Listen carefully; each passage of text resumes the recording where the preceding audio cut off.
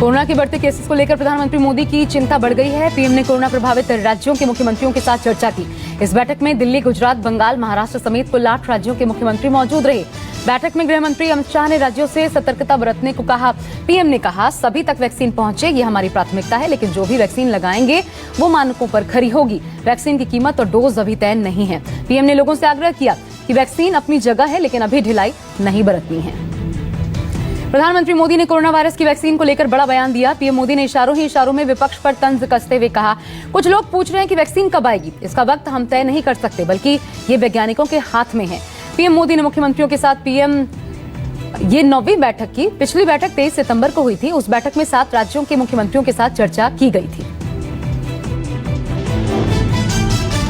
आखिरी दौर पर वैक्सीन के में काम पहुंचा है। भारत सरकार हर डेवलपमेंट पर बारीकी से नजर रखे हुए हैं। हम सबके संपर्क में भी हैं और अभी ये तय नहीं है कि वैक्सीन की 1 डोज होगी, 2 डोज होगी या 3 डोज होगी। ये भी तय नहीं है कि इसकी कीमत कितनी होगी, उसकी कीमत कितनी होगी, ये कैसे होगी। आग्रह करूंगा कि मुख्यमंत्रियों के साथ बैठक की शुरुआत में गृह मंत्री अमित शाह ने सभी राज्यों के कोरोना को लेकर आगाह किया। सभी राज्यों को अमित शाह ने कहा, यूरोप और अमेरिका में मामले तेजी से दोबारा बढ़ रहे हैं और भारत को भी बेहद सावधान रहना होगा। साथ ही सोशल डिस्टेंसिंग और मास्क पहनने को अनिवार्य करना होगा। मीटिंग में स्वास्थ्य सचिव ने भी जानकारी देते हुए कहा कि दिल्ली, केरल, महाराष्ट्र और राजस्थान को विशेष सावधानी बरतनी पड़ेगी। दिल्ली में कोरोना वायरस के बढ़ते ग्राफ के बीच प्रधानमंत्री मोदी के साथ कोरोना को लेकर हुई बैठक में अरविंद केजरीवाल भी शामिल हुए। सीएम केजरीवाल ने अतिरिक्त 1000 आईसीयू बेड रिजर्व करने का अनुरोध किया। सीएम केजरीवाल ने कोरोना के बढ़ते केस के पीछे प्रदूषण को जिम्मेदार ठहराया। केजरीवाल ने प्रधानमंत्री से पड़ोसी राज्यों में जल रही पराली मुद्दे पर दखल देने की मांग की। कोरोना वैक्सीन के चल रहे ट्रायल को लेकर यूपी की योगी आदित्यनाथ सरकार अभी से एक्टिव है। सीएम योगी के निर्देश पर यूपी में वैक्सीन के स्टोरेज और कोल्ड चेन के निर्माण पर काम शुरू किया गया है। सीएम योगी ने 15 दिसंबर तक कोल्ड चेन तैयार करने के निर्देश दिए हैं। पर्याप्त संख्या में वैक्सीन स्टोर करने की जगह तलाशी जा रही है ताकि गुणवत्ता में कोई कमी न आने पाए। राजस्थान के मुख्यमंत्री अशोक गहलोत ने पीएम मोदी को राजस्थान में कोरोना संक्रमण के एक्शन की जानकारी दी। अशोक गहलोत ने मांग की कि केंद्र को जीएसटी सहित स्वास्थ्य योजनाओं के लिए चलाए जा रहे कार्यों के लिए बकाया राशि तत्काल जारी करनी चाहिए। अशोक गहलोत ने बताया, वैक्सीन आने पर सबसे पहले राज्य के फ्रंटलाइन वॉरियर्स को दिया जाएगा। अशोक गहलोत ने स्कूल कॉलेज खोलने को लेकर सरकार से कुछ जरूरी दिशा निर्देश भी मांगे। मुंबई की एक ट्रैवल कंपनी ने वैक्सीन टूरिज्म विकसित करने का दावा किया है। कंपनी ने कहा कि जो लोग कोरोना वैक्सीन लगवाना चाहते हैं उन्हें वो अमेरिका के 4 दिन के टूर पर ले जाएगी और वैक्सीन की डोज दिलवाएगी।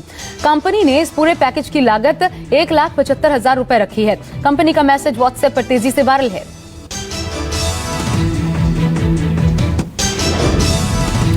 ट्रैवल कंपनी के वैक्सीन टूरिज्म पर विवाद गहराया तो टूरिज्म कंपनी ने अपनी सफाई जारी की।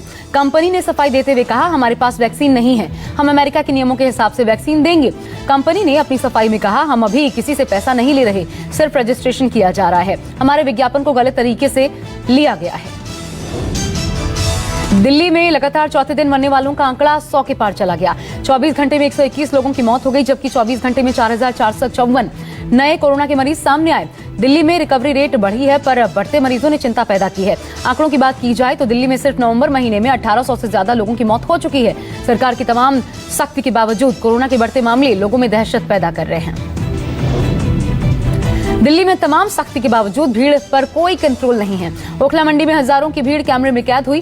कोरोना के बावजूद लोगों में कोई जागरूकता नहीं है। लोग सोशल डिस्टेंसिंग की धज्जियां उड़ाते दिखे।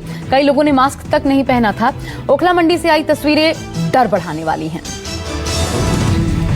गुजरात के नवसारी में लापरवाही की तस्वीर सामने आई। कोरोना के बढ़ते केस को देखते हुए कॉलेज और स्कूल बंद हैं। बावजूद इसके नवसारी में छात्रों की जिंदगी से खिलवाड़ जारी है।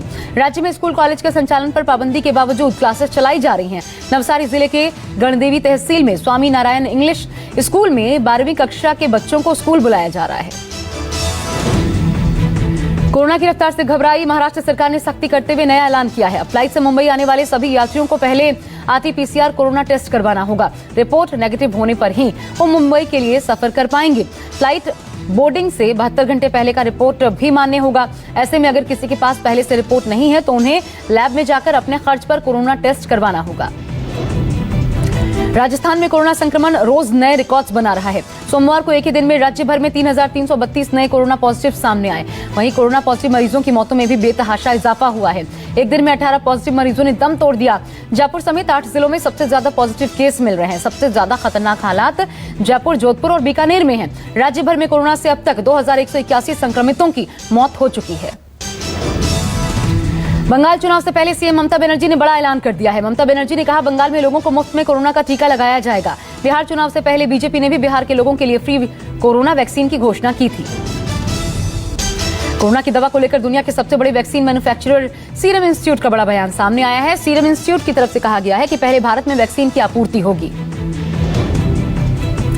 मनी लॉन्ड्रिंग केस में मुंबई में शिवसेना विधायक प्रताप सरनाईक के घर ईडी ने छापा मारा। विधायक प्रताप सरनाईक के दफ्तर और घर पर छापेमार कार्रवाई हुई। इसके बाद ईडी ने विधायक के बेटे को हिरासत में ले लिया। महाराष्ट्र की सियासत को लेकर पूर्व सीएम देवेंद्र फडणवीस का बड़ा बयान सामने आया है। देवेंद्र फडणवीस ने दावा किया कि हम फिर सरकार बनाएंगे और इस बार शपथ तड़के नहीं, सही समय पर होगी। कथित लव जिहाद के खिलाफ यूपी में सख्त कानून बनाने की सरकार की तैयारियों के बीच इलाहाबाद हाईकोर्ट ने एक अहम फैसला लिया है। अदालत ने कहा कि किसी भी व्यक्ति को अपनी पसंद का जीवन साथी चुनने का अधिकार है। कानून 2 बालिग व्यक्तियों को एक साथ रहने की इजाजत देता है। जम्मू कश्मीर के रोशनी घोटाले पर राजनीतिक बयानबाजी तेज हो गई है। अब इस मामले में पूर्व मुख्यमंत्री और नेशनल कॉन्फ्रेंस के अध्यक्ष फारूक अब्दुल्ला ने सफाई पेश की है। फारूक अब्दुल्ला ने कहा कि मुझ पर लगे सभी आरोप बेबुनियाद हैं। रेल यात्रियों के लिए खुशखबरी है। पंजाब रूट पर बहाल हुई ट्रेनें। किसानों के आंदोलन की वजह से लंबे समय से रद्द हुई ट्रेनों की सेवा को अब रेलवे ने एक बार फिर से शुरू कर दिया है। कश्मीर, उत्तराखंड और हिमाचल प्रदेश के कई इलाकों में बर्फबारी की वजह से मैदानी इलाकों में तापमान में गिरावट देखने को मिली है। वहीं मौसम विभाग की माने तो दक्षिण भारत के 3 राज्यों आंध्र प्रदेश, तमिलनाडु, पुडुचेरी में साइक्लोन के साथ भारी बारिश हो सकती है। उत्तराखंड के चमोली में हुई ताजा बर्फबारी से इलाके में दिलकश नजारा देखने को मिला। पहाड़ों पर चारों तरफ बर्फ की सफेद चादर है। ऐसा लग रहा है कि पहाड़ ने बर्फ की सफेद चादर ओढ़ रखी हो। बर्फबारी और बारिश से मैदानी इलाकों में ठिठुरन देखने को मिलेगी। दिल्ली में प्रदूषण और सर्दी के चलते लोगों का सांस लेना दूभर हुआ। दिल्ली में आज सुबह अक्षरधाम और आनंद विहार इलाके में भारी धुंध देखने को मिली। पहाड़ों पर भारी बर्फबारी से दिल्ली समेत मैदानी इलाकों में सर्द हवाओं से प्रभाव देखने को मिला है। आम जनता पर फिर महंगाई की मार पड़ी है। सरकारी तेल कंपनियों ने बढ़ाए पेट्रोल और डीजल के दाम। आज से दिल्ली में पेट्रोल और डीजल की कीमत में 6 पैसे का इजाफा हुआ है। बीते 5 दिनों में दिल्ली में पेट्रोल 53 पैसे प्रति लीटर, तो वहीं डीजल 5 दिनों में 95 पैसे प्रति लीटर की बढ़ोतरी देखने को मिली है। दिल्ली के चौहान बांगर इलाके में गोलियां चलने से दहशत मच गई। बुर्का पहने एक महिला ने गोलियां दागी। घटना का वीडियो तेजी से वायरल हो रहा है। फिलहाल पुलिस ने युवती को गिरफ्तार कर लिया है। बस्तर में 3 सुरक्षा बलों ने नक्सलियों का एनकाउंटर कर दिया। हथियारों के आदान प्रदान करते समय सुरक्षा बलों ने नक्सलियों का एनकाउंटर किया। मुंबई में दिन दहाड़े एमएनएस कार्यकर्ता की गोली मारकर हत्या कर दी गई। पूरी घटना सीसीटीवी में कैद हुई है। बाइक पर जा रहे एमएनएस कार्यकर्ता जमील शेख को 2 बाइक सवार बदमाशों ने गोली मार दी। लुधियाना पुलिस ने लूटपाट करने वाले अलग अलग गिरोह के 9 लोगों को गिरफ्तार किया है। गिरफ्तार हुए लोगों में 4 महिलाएं हैं। गिरफ्तार हुई महिलाएं कूड़ा बीनने के बहाने रेकी किया करती थीं। फिलहाल पुलिस मामले की जांच कर रही है। लखनऊ के बंथरा में जहरीली शराब पीने से 6 लोगों की मौत का मामला सामने आया है। इस घटना के बाद से सरकार एक्शन में है। 6 लोगों की मौत के बाद से बंथरा में 3 एफआईआर दर्ज करवाई गई। इसके बाद से संचालक फरार था। पश्चिम बंगाल के हुगली में बीजेपी कार्यकर्ताओं ने सड़क पर जाम लगाकर प्रदर्शन किया। बीजेपी कार्यकर्ताओं ने महिला मोर्चा के नेता के घर वारदात के कारण प्रदर्शन किया। आजमगढ़ में ग्राम प्रधान द्वारा महिला को पीटने का मामला सामने आया है। अवैध निर्माण का विरोध कर रही थी महिला। कहासुनी के बाद प्रधान ने महिलाओं को खेत में दौड़ा दौड़ाकर पीटा। इसका वीडियो तेजी से वायरल हो रहा है। फिलहाल ग्राम प्रधान को पुलिस ने गिरफ्तार कर लिया है। गोविंदा और कृष्णा अभिषेक के बीच का विवाद एक बार फिर सुर्खियों में है। वहीं कश्मीरा ने अपने बेटे के साथ फोटो शेयर करते हुए बिना गोविंदा का नाम लिए एक लंबा चौड़ा पोस्ट लिखा। दरअसल हाल ही में कृष्णा ने गोविंदा को लेकर आरोप लगाए थे। टीवी इंडस्ट्री के जाने माने एक्टर आशीष रॉय का आज निधन हो गया। दोनों किडनी फेल होने की वजह से आशीष रॉय का निधन हो गया। आर्थिक तंगी की वजह से आशीष ठीक से अपना इलाज नहीं करवा पा रहे थे। बहुत जल्द सैमसंग के नए स्मार्टफोन गैलेक्सी A12 को लॉन्च किया जा सकता है। जानकारी के मुताबिक Galaxy A12 3GB RAM option के साथ आ सकता है। वहीं फोन में 64GB और 32GB की इंटरनल स्टोरेज होगी।